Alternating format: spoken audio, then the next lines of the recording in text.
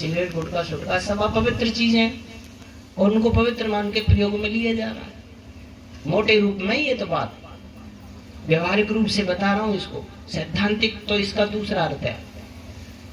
दूसरा जो पवित्र चीजें हैं ऐसे कंद मूल फल मेवा मिष्ठान आदि उनको छोड़ रहा है। आजकल ऐसी चीजों को ज्यादा कर रहे हैं, भक्ष्य पदार्थों को। भक्ष्य पदार्थ जो वास्तव में हितकारी आयुर्वेद धर्मशास्त्र के अनुसार बताए उनको छोड़ रहा है। और वैसे भी अगर थोड़ा सा ध्यान दें, जैसे कोई गाड़ी बनाता है, कंपनी मालिक इंजीनियर गाड़ी बनाता है तो वो ये बताता है कि भाई इसमें ये डीजल का इंजन है, डीजल की गाड़ी है, इसमें डीजल डालना, ये पेट्रोल की गाड़ी है, इसमें पेट्रोल डालना, ऐसे इंजीनियर बताता है। अब तुम ले आए और उसने बताया इसमें डीजल डालो, उसमें तुम मिट्टी का तेल डालने लगो, पेट्रोल डालने लगो, तो भाई इंजीनियर के खिलाफ है कि नहीं? तो गाड़ी तुम्हारा काम करेगी? बिगड़ जाएगी। जो बताया इंजीनियर ने वो डालो। ऐसे ही ये इंजीनियर ने बनाई है किसी ने गाड़ी, शेर की भी गाड़ी भी इंजीनियर ने बनाई है, तो शेर वाली गाड़ी के लिए इंजीनियर ने कहा इसमें मांस डालो, वो मांस डालता है। गधा भी उसी इंजीनियर ने बनाया तो उसने कहा इसमें घास डालना, तो वो घास डालता है। अब ये भी उसी इंजीनियर ने बनाई है, इसमें कंद मूल फल दूध घी डालना, तो वो ही डालो। अब इसमें तुम उसे विपरीत डालोगे, इंजीनियर के मानक के विपरीत डालोगे तो क्या होगा? अपवित्र चीजों को मत डालो, इसमें पवित्र चीजों को डालो। कुछ अपवित्र कर्म भी होते हैं, वो भी हमें नहीं करने, पवित्र कर्म करने। पर सही मायने में अर्थ क्या है? ये शरीर क्या है? ये अपवित्रता का ढेर है, शरीर ही गंदा है, इसको देखना है हमें। इस शरीर को गंदगी के ढेर के रूप में देखना है, इसको पवित्र रूप में नहीं देखना। इसमें आत्मा को पवित्र रूप में देखना है, वो पवित्र है। शरीर अपवित्र है, गंदा है। इसके बारे में विद्वानों ने आंकड़ा दिया है। ये बहुत बड़ी अविद्या है, इसमें इतना पिसरा है आदमी, इतना पिसरा है इसको शुद्ध मान करके कि पूछो मत। दुख का पहाड़ है उसके जीवन में, इसको समझता नहीं है तो दुख का पहाड़ जिए जा रहा। पैरों पे कुल्हाड़ी मार रहा, खून निकल रहा है शरीर में से और उछल रहा कूद रहा है। ऐसे समझो जैसे किसी ने अपने हाथ से कुल्हाड़ी मार दी और उसमें से खून बह रहा है और फिर भी नाच रहा कूद रहा है। ऐसे अविद्या में समझो तुम, अपवित्र को पवित्र मान के चलना। तो इसके बारे में बताया है कि जिस रज वीर से इसका निर्माण है वो स्वयं में गंदे हैं, दूषित है, उनको कोई स्पर्श करना नहीं चाहता, उनको कोई छूना पसंद नहीं करता, गंदे है।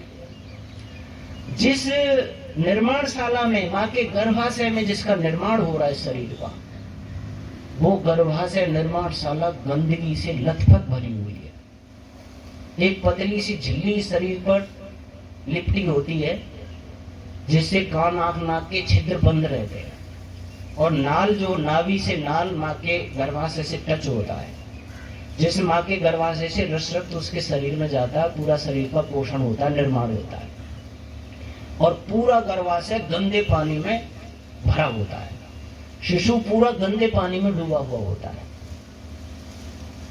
अगर वो झिल्ली पतली सी छोटी सी सुई की नोक ऐसे टच कर दो उससे तो वो फटेगी, और जो गंदा पानी है जिसमें शिशु डूबा हुआ वो उसके आंख नाक कान में जाएगा और वो सड़ करके वहीं खत्म हो जाएगा।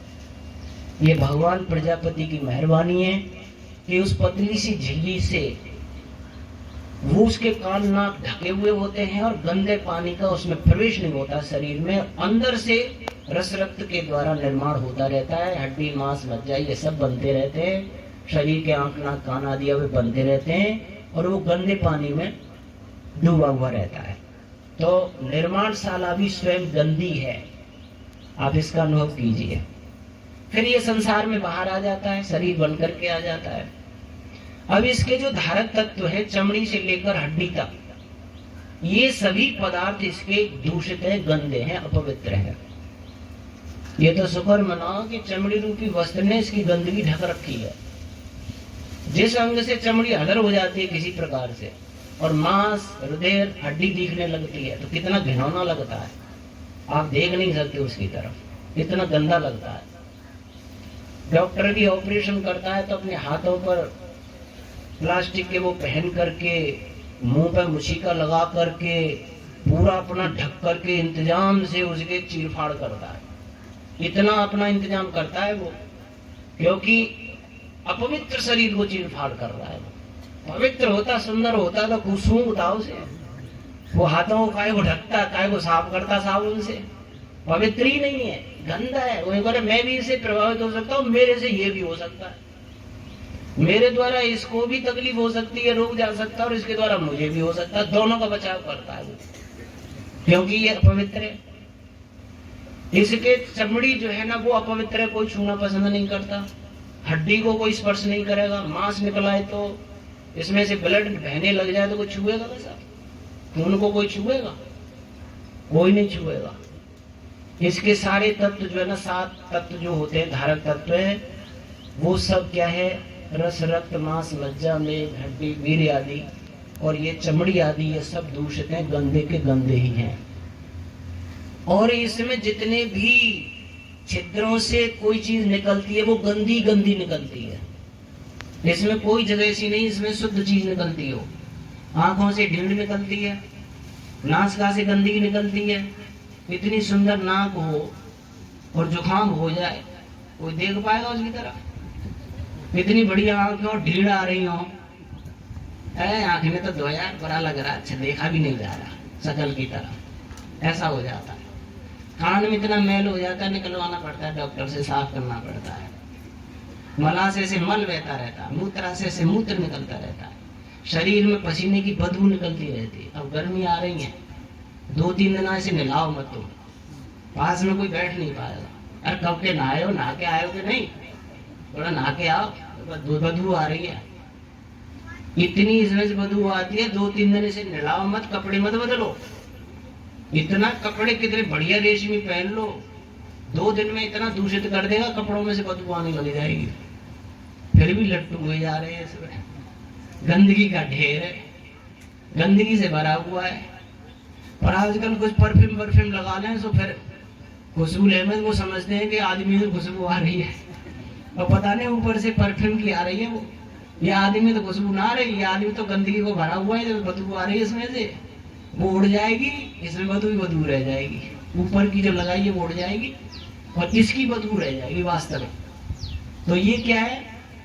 गंदगी का ढेर है, अपवित्र है। जो इस शरीर को अपवित्र मान लेगा हकीकत में, और इस शरीरी आत्मा को पवित्र देख लेगा कि भाई जो कुछ इसमें शुद्धि चीज है, जिसको थोड़ा शुद्ध नजर आ रही है, वो आत्मा के द्वारा आ रही है।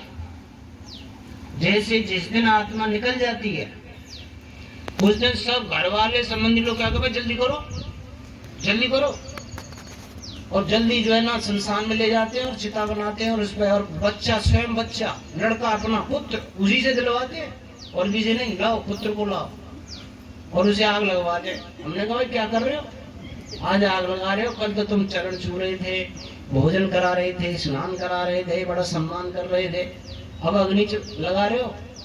बोला जिसका सम्मान कर रहा था, जिसको आदर दे रहा था, वो तो गई, और इस शरीर को मैं 4 दिन अपने घर में रख लूंगा तो मुझे घर से बाहर भागना पड़ेगा। अब ये शरीर मुझे ही घर में नहीं रहने देगा।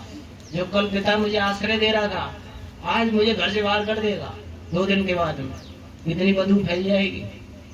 इसलिए इसको अग्निदेव को सौंपने में ही भलाई है। अग्निदेव इसको 5 तत्वों में विलीन कर देगा। तो देखो, आत्मा थी तब तक इसमें थोड़ी सी चमक दमक दिख रही थी, ये माना करो। जिसके रहने से जो हो, महर्षि दयानंद ने एक बात कही है, जैसे क्रियाओं के ऊपर कही है, इस शरीर में जो क्रिया होती हैं, बोला जिसके रहने से क्रिया होती हो और जिसके निकलने पर क्रिया ठप हो जाती हो, वो क्रिया उसी की मानी जाएगी, इस शरीर की नहीं है। ये शरीर हाथ पैर नहीं हिल रहे, इनसे कोई काम ले रहा, वो हिला रहा है। वो चेतन तत्व मैं हूं, उसको ढूंढो, इसमें उसको खोजो, उसको ही थोड़ा पवित्र मानो। वो तो पवित्र ही है, आत्मा पवित्र ही है, परंतु हम व्यवहार से, क्रियाओं से अपवित्र और पवित्र दिखते हैं। जैसे ये आदमी बड़ा धर्मात्मा है, ये बड़ा याज्ञिक है, ये बड़ा सदाचारी है, ये सत्यवादी है, ये ईमानदार है, उसकी क्रियाओं से। ये चोर है, ये बदमाश है, ये व्यभिचारी है, ये झूठा है, उसकी क्रियाओं से। आत्मा नहीं, आत्मा न चोर है न व्यभिचारी है, आत्मा न याचिक है न वो है, वो तो शुद्ध है, पवित्र है। केवल हमने सूक्ष्म और स्थूल शरीर से जो क्रियाएं अच्छी बुरी की हैं और जो अपने सूक्ष्म और स्थूल शरीर में बसा के रखे हुए हैं, उनके द्वारा अच्छे बुरे माने जाते हैं। परंतु जब आत्म तत्व में पहुंच जाओगे तो कोई अच्छा और बुरा नहीं, सब एक जैसे होते। एकत्वम पश्यति, एक जैसी आत्माएं दिखने लग जाती हैं। इसलिए हमें अधिक मेहनत अपने वास्तविक स्वरूप को समझने में लगानी चाहिए। सत्संग के माध्यम से और शिक्षा के माध्यम से, स्वाध्याय के माध्यम से और वह पोह के माध्यम से कोई भी आप उपाय प्रयोग कीजिए, परंतु समझने की कोशिश कीजिए मैं इस शरीर से अलग शरीरी आत्मा हूँ जो थोड़ा पवित्र हूँ। ये शरीर बिल्कुल गंदगी का ढेर है, और जब ये गंदगी का ढेर आप हमको समझ में आ जाएगा, उस दिन इस शरीर से घृणा हो जाएगी, और ऐसे ही दूसरे के शरीरों से भी घृणा हो जाएगी। क्योंकि जैसा ये शरीर है वैसे ही अन्यों के शरीर है, एक जैसा दिखने लग जाएगा और अपने स्वरूप में आप पहुंचेंगे। मैं एक छोटा सा उदाहरण दे रहा हूं। इस अविद्या से दुनिया कितनी ग्रसित और पिस रही है, और पता नहीं दुखी हो रही है, पता नहीं कितनी अपमानित हो रही है, नीचे गिर रही है, अधोगति को जा रही है। उसको आप समझ सकते हैं, उससे बच सकते हैं। एक छोटा सा उदाहरण देता हूं समझाने के लिए, समझ में आ जाएगा। एक बार क्या हुआ, एक राजकुमार था, उसने एक गरीब परिवार में पैदा हुई कन्या को देखा। वो बहुत रूपवान थी, सुंदर थी। सुंदरता तो कहीं भी पैदा हो सकती है, अमीर के घर में भी और गरीब के घर में भी। अब उसने देखा तो उसने अपने पिता से, राजा से कहा कि मैं फलाने की बेटी पुत्री से विवाह चाहता हूँ। अब राजा पुत्र मोही था, जैसे धृतराष्ट्र पुत्र मोही था, दुर्योधन अच्छी बुरी कोई मांग करे पूरी करनी, ये नहीं देखना कि ये गलत मांग है, ये नहीं करनी है, ये अच्छी मांग है, इसको कर दूंगा। ऐसा नहीं है कि मोह होता है, नहीं, अविद्या का भंडार है दिमाग। तो उसने भी कहा ठीक है। उसने बच्ची के पिता को बुलाया, कहा भाई आपकी बेटी से मेरा पुत्र विवाह चाहता है। उसने कहा बड़े सौभाग्य की बात है, मैं गरीब आदमी और राजघराने मेरी बेटी जाएगी, पर मैं थोड़ी बेटी से चर्चा कर लेता हूँ, यहाँ करिए। उसने जाके कहा बेटी आपसे राजकुमार विवाह चाहता है। वो समझदार थी, विवेक था उसके पास। उसने कहा आज तो ये विवाह कर लेगा मेरी सुंदरता को देखकर, मैं गरीब परिवार को, ये अमीर घराने में। जब मेरी सुंदरता ढीली हो जाएगी तो कोई और सुंदर देगा, उससे विवाह करेगा, मुझे छोड़ देगा। मैं तो वैसे ही गरीब हूँ, मेरा कोई कुछ नहीं रहेगा। और इसका तो भाई ये दिमाग है, इसको तो कहाँ कैसे बदल जाए, इसलिए मुझे इसका कुछ उपाय करना चाहिए।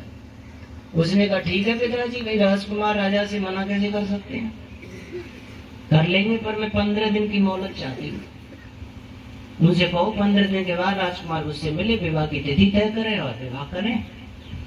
ठीक है। उसने जाके महाराज से कहा, महाराज ने पुत्र से कहा कि वो 15 दिन की मोहलत चाहती है बेटी। ठीक है। अब 15 दिन उसने क्या, जुलाब लेना शुरू किया। जुलाब से अतिसार हुआ, दस्त हुए। जो दस्त में मलमूत्र आया वो एक घड़े में भरती गई, कमरे में ही रही 15 दिन। वस्त्र नहीं बदले, स्नान करना बंद कर दिया, जीने के लिए भोजन करती, ऊपर से जुलाब लेती, अतिसार होते। 15 दिन में शरीर हड्डियों का ढांचा रह गया, आंखें अंदर धस गई, चेहरा काला पड़ गया, पूरा शरीर सूख के ठठरी हो गया। 15 दिन हो गए। कहा राजकुमार को भेजो। राजकुमार से कहा जाओ तिथि तय करो, कौन सी तिथि में विवाह करना। अंदर गया तो देखा एक हड्डियों का ढांचा बैठा हुआ है। उसने कहा वो कन्या कहाँ है जिससे मैं विवाह चाहता हूँ। कि वो मैं ही हूँ राजकुमार, कि आपका वो रूप लावण्य तेज सौंदर्य जो आज से 15 दिन पहले मैंने देखा था वो कहाँ गया। बोला 15 दिन में इसी कमरे में रही हूँ, बाहर कहीं गई नहीं, सो बाहर खो आई हूँ। जो कुछ भी इसमें से निकला है, जिसको तुम रूप सौंदर्य लावण्य कह रहे हो, वो यही है इसी कमरे में, और जो इसमें से निकला है वो उस घड़े में है, देख लो। और उसने घड़ा खोल के देखा तो सिर चकरा गया उसका। बोल राजकुमार, इसमें से जो कुछ भी निकला है वो यही है।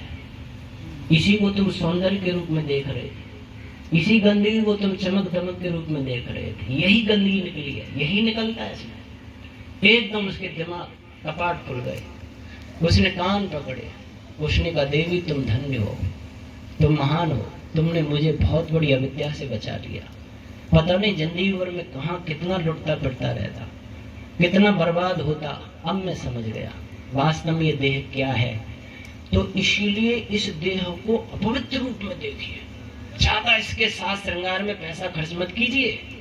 इतना निलाओ दिलाओ, इतना खिलाओ पिलाओ, इतने वस्त्र पहनाओ, लाज लज्जा बची रहे, ठंड गर्म से बचा रहे, स्वस्थ बना रहे, धर्म अर्थ कामों को प्राप्त कराने में साधन बना रहे, मुक्ति भगवान आत्मा को जानने पाने में ये साधन के रूप में स्थिर ठीक ठाक बना रहे।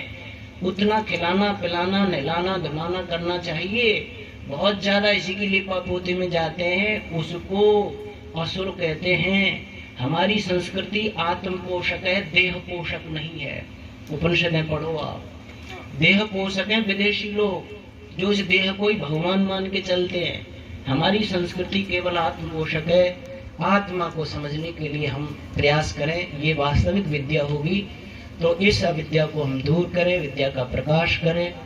इन बातों के साथ धन्यवाद, समय हो गया है। ओम शम।